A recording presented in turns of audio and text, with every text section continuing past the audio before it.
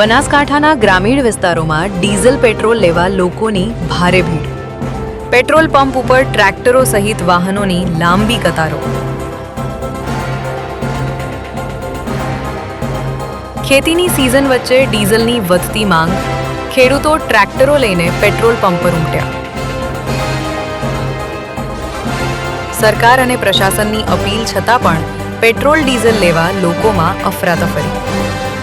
પુરવઠો પૂરતો હોવા છતાં અફવાઓના કારણે લોકો કતારોમાં ઊભા. પેટ્રોલ પંપ પર દોડધામ જરૂરી કરતાં વધુ ઈંધણ ભરાવવાની હોડ.